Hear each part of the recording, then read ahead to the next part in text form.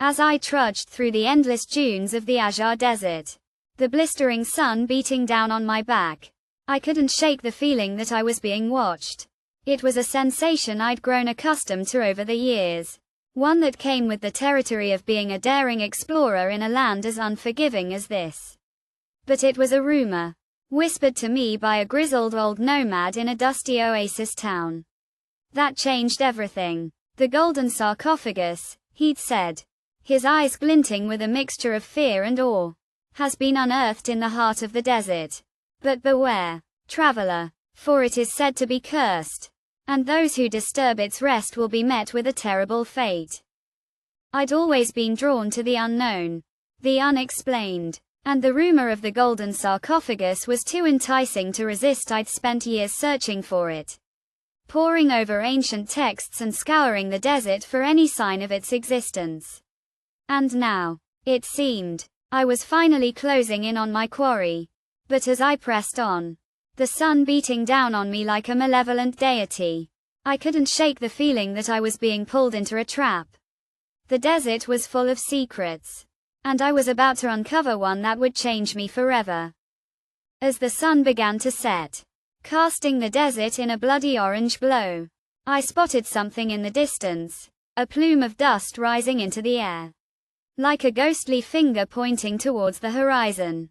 I quickened my pace, my heart pounding in my chest, and soon found myself standing at the edge of a vast, ancient city. The buildings were crumbling, the walls cracked and worn, but it was the structure at the center of the city that caught my eye, a great golden tomb, adorned with intricate hieroglyphs and symbols of a long-forgotten language.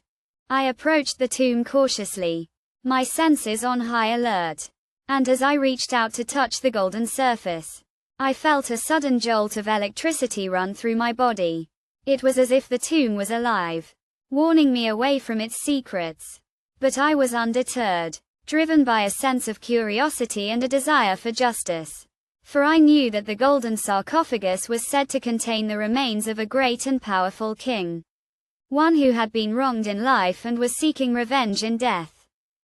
As I pushed open the doors of the tomb, a musty smell wafted out, and I was met with a sight that took my breath away. Inside the tomb, the walls were lined with treasure beyond my wildest dreams, gold and jewels, ancient artifacts and mysterious devices. But it was the sarcophagus itself that drew my eye. A great, golden box adorned with the symbols of the ancient king. I reached out to touch it, and as I did, I felt a sudden surge of energy run through my body.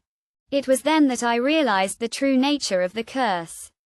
The Golden Sarcophagus was not just a simple tomb, but a prison, one that held the king's spirit captive. And I, by disturbing its rest, had unleashed a terrible fate upon the world. The king's spirit, freed from its prison, would seek revenge on all those who had wronged him in life. And I, the one who had set him free, would be the first to face his wrath. I stood there, frozen in horror, as the king's spirit began to stir. I knew that I had to make a choice, to flee and save my own life, or to stay and try to find a way to undo the damage I had done. But as I looked around at the treasure, the ancient artifacts, and the mysterious devices, I realized that there was another way. I could use the knowledge and power contained within the tomb to make things right, to bring justice to those who had been wronged, and to find a way to appease the king's spirit. In the end, it was not a difficult decision to make. I knew that I had to take a different path, one that would lead me away from the treasure and the power, and towards a greater good.